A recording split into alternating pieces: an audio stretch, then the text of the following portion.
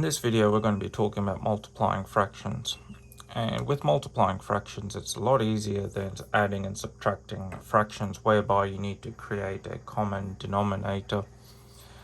When multiplying fractions, you're only multiplying across the top, which is the numerator, and multiplying across the bottom, which is the denominator. So in generic terms, that if you've got a fraction, let's just say a over b, and that's being multiplied by c over d, the answer is going to be ac over bd. So it's just multiplying a with c on the numerator and b with d. Okay, so if we were to symbolically represent this, let's just say, as an example, you have 1/4 multiplied by a half. Now with multiplying fractions, what's effectively happening is you're taking a fraction of a fraction. So you've already got a fraction of 1/4 and you're taking a fraction of that quarter. So in relation from its generic form, you should get the answer 1/8. And I got that by this.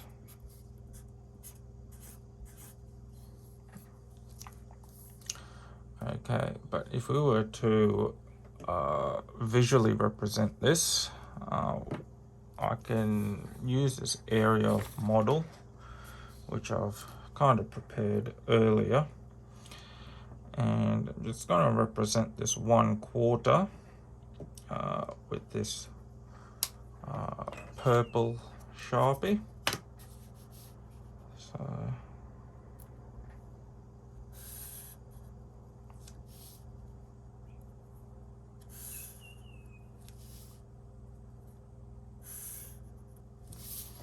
okay, and the length of the block is 1.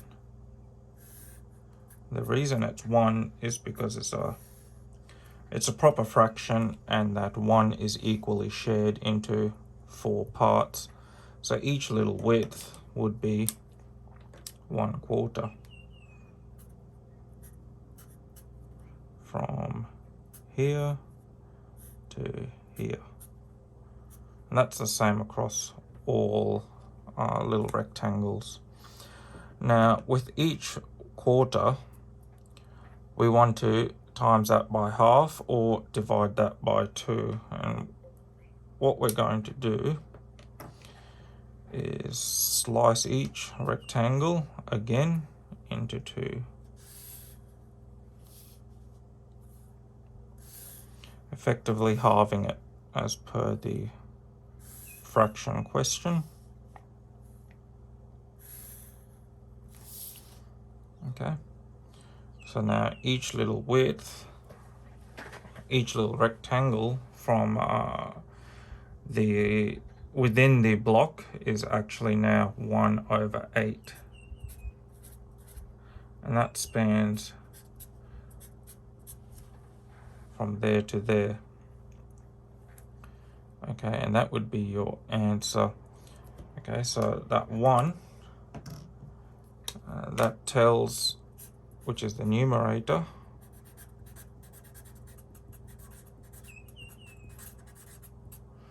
it tells the number of parts, of equal parts, I should say.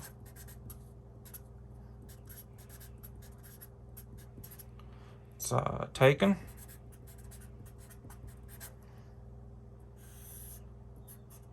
And then denominator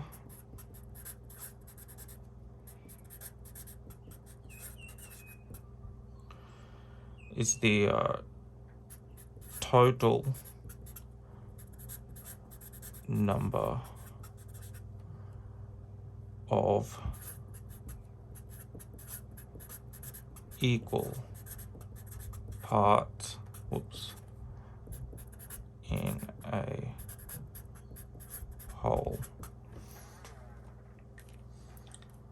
and that's your symbolic proof of multiplying with fractions. And it's the same process whether it be improper fraction or a proper fraction. So I've got a couple more questions I'll quickly knock out.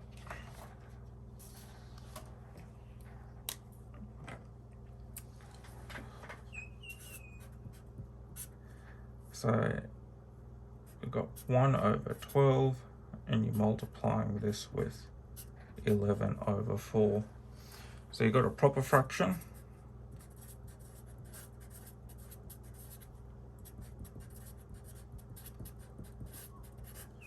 And that's being multiplied with a improper fraction.